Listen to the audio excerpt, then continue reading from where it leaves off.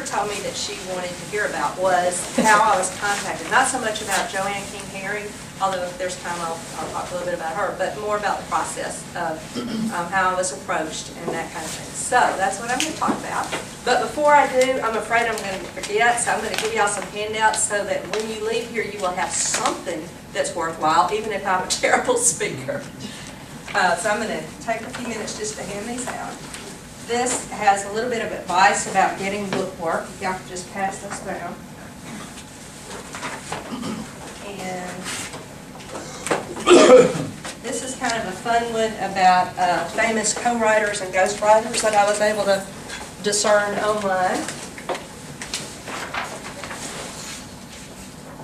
And this one is just from my research. I found a bunch of websites about co-writing and collaborative book projects and that kind of thing, and I thought that I would share those with y'all. And one more.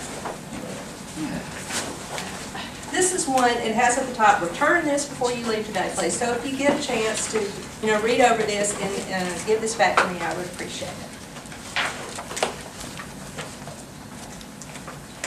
Okay, I don't think they've got that. How and why I was approached. It was back in August of 2009. I was contacted by Lacey Lynch, who is a literary agent with Dupree, Miller and Associates in Dallas, Texas. And that agency represents Joanne King Herring. And she was looking for, as she said, someone who can understand Joanne's Southern sensibility and who also was interested in talking about her Christian life. So Dupree Miller they are agents with what I call celebrities, sort of Maria Shriver, Joel Osteen, Dr. Phil, a lot of those kind of folks. So let's see.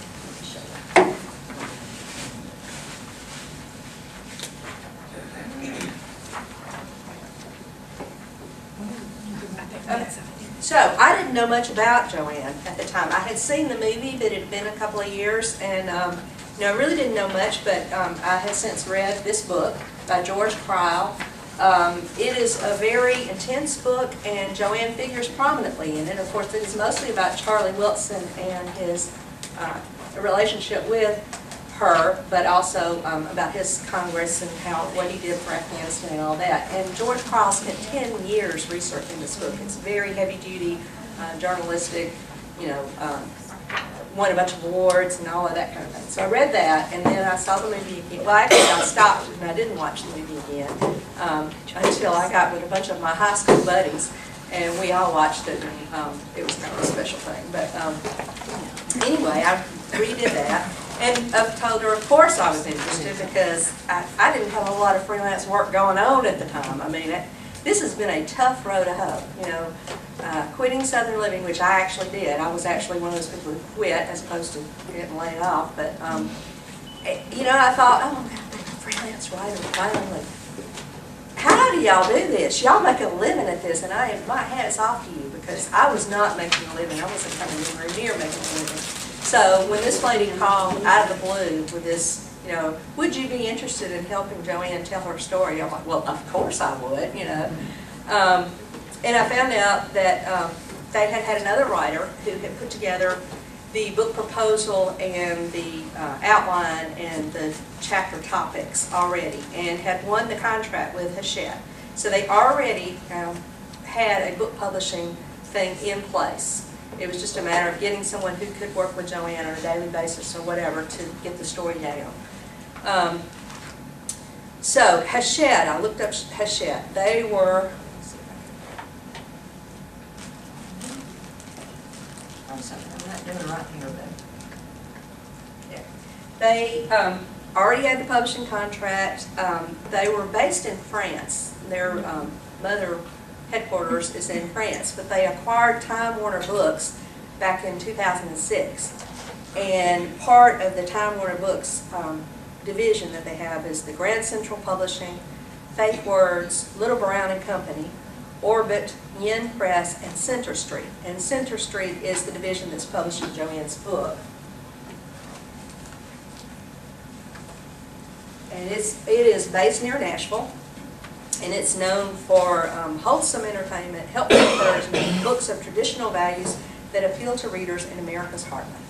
So that bit the story that Joanne wanted to tell. Then the strange thing about how they got in touch with me. Why me? You're not going to believe it. They Googled Southern writer and Christian.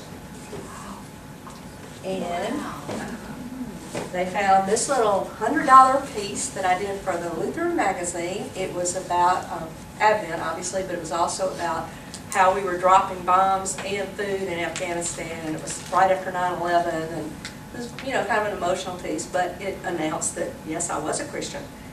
And they found Alabama Media Professionals, and that little, you know, that little squib we have on there, the little bio that we have, they found that, and it said that I worked for Southern Living, so I was Southern, so I fit the criteria.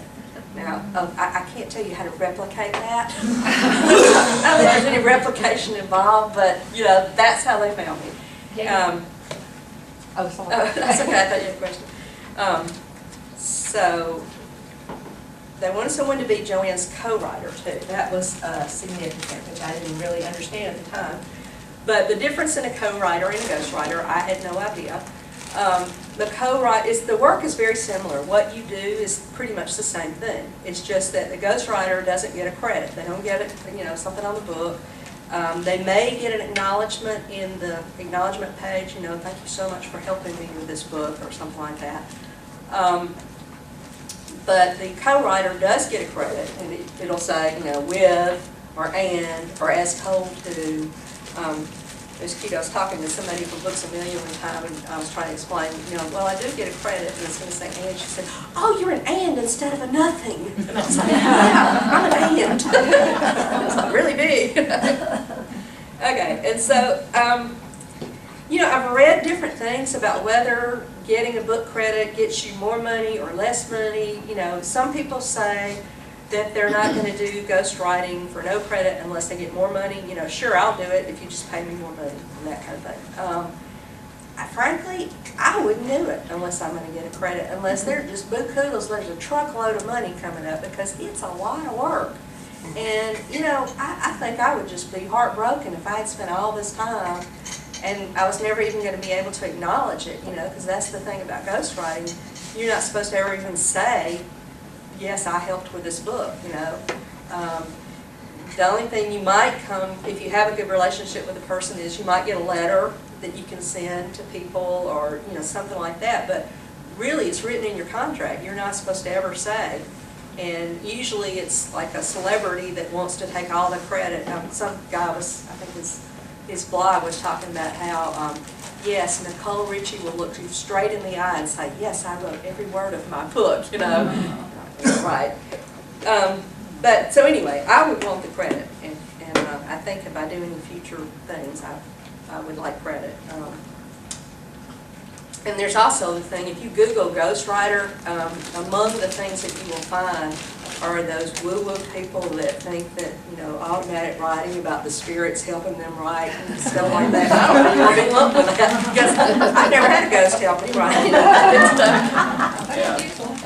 Anyway, okay, my audition for the project was, I was one of 4 people, I think, that were auditioning. And I was later told that the other 3 had a lot of book credits, and they even had some best-selling things, and that they had, you know, they've been in the field for a long time. And so the way we auditioned was we talked to Joanne on the phone. I actually had 2 one-hour talks with her and just recorded that. And bless her heart, Joanne is very, very Southern, and she does not tell one story ever. It was supposed to be like one story that she told you, but it, you know, how you Carol here, and then it jumps here, and then it's here, and then that's the way Joanne talks. So I'd say we had maybe 20 stories going on there. And then what you do is you take all of that and you figure out one little chunk of it that you want to focus on, and you write a sample. That's what they call it. It's a sample. And it's usually like 3 pages. I mean, it's not very long at all. And you write it in that person's voice. It's first person, and you're trying to pick up on the language that she uses, the word choice that she might make, the phrasing of it, you know, that kind of thing. And so that's what I did. and turned that in. Oh, I forgot to say that there was one project that I had done previously that was sort of like this. It was called Family Secrets, and it was written for a women's missionary union when I first moved to Birmingham. It was a book about a minister who was abusive in his family, and it was written from the daughter's perspective about that. And she had been interviewed by someone at Women's Missionary Union, and she was supposed to write the book, but then it was too emotional for her, and she could not do it. So they just handed me the interview transcripts, and I wrote it as if I were in that situation. So I sort of had a little bit of a ghostwriting thing, but that was, I mean, it was really a little booklet, and it was, you know, years ago, so they didn't even know about it when they contacted me. So we talked about that. And then while I was waiting, after I you know, had turned in my sample and was waiting to hear back from them, I called a friend of mine, Loretta Hannon, who has written The Cracker Queen, a memoir about her growing up in Georgia, and she's had a lot of success. It's been like the, you know, one of those books that all Georgians must read according to the Georgia Reading Center, and she just won a lot of awards and gotten a lot of recognition. And she's on your list there because she also gives writing workshops and does consulting and things. So I called her and said, you know, I'm just a doofus here. I don't know what I'm doing, and you know, I'm in the midst of this, and I don't know what to ask for. And she said, you know, let me talk to my agent and see if she wouldn't mind talking to you. So bless her heart, this agent was kind enough to answer all my questions, you know, and she really let me know, you know, I didn't need to get too excited at this point. That's basically what she said. You know, I was all like, oh, I had the job, and she's like, no, you really don't, not yet. But she did talk to me about some things like, she said, you know, they always advise their people to get some, what they call at the back end on the contract, like try to get royalties, try to get, you know, movie rights and all this kind of stuff. Don't just take a lump sum thing. That's not the best option for you usually. So, you know, it wasn't like I had a whole lot of leverage, but she did tell me about the reason that they did that. They didn't used to work that way, but Lee Iacocca, y'all remember Lee Iacocca, had this huge bestseller, and he had a ghostwriter. And the ghostwriter sued to get more money because it was making so much money, and he won. So that kind of gave, you know, people in that field a little bit more leverage. And I just found some other funny ones. I know y'all probably heard about Billy Joel backing out of his book within the last week. They had a book already in place. It was, the manuscript was being edited. They had a cover, you know, and Billy said, sorry, no, I just want my music to represent me. Well, I went on Publishers Marketplace to find out what that deal was, and he received $3 million in advance, so he's going to pay that back, which, you know, for Billy Joel it probably doesn't mean much. But he had a ghostwriter, this Fred Schruers or whatever, and I just wondered, you know, how that affected him. I mean, since he was a ghostwriter, he was probably not going to be able to talk about it anyway. But I just wondered, you know, did he get paid everything? And if he was supposed to get royalties, does he get money for the royalties that aren't going to exist now? And, you know. It's Sammy Hagar, y'all know him from Van Halen. Joel Selvin is a guy that has written a lot with musicians, and if you read that book, you'll find out about his alien abduction memories. Nancy Drew, the series Nancy Drew, there was the person's name on the book was Carolyn Keene, and that was multiple writers who used the same pen name. Marvin Gaye had David Ritz, who helped him co-write a book and helped him write Sexual Healing, that song. And then Marvin, you know, drifted off into drugs and wouldn't pay him, and he had to sue him, and, you know. Then George Bush, Decision Points. Christopher Michael helped supposedly with that book, and he was a very young guy that went to Yale, and it helped him with speeches. And I understand there's some controversy about it right now, that there was a lot of, I think, lifted material, or at least that was the accusation that people had said, you know, that he pulled it from various sources.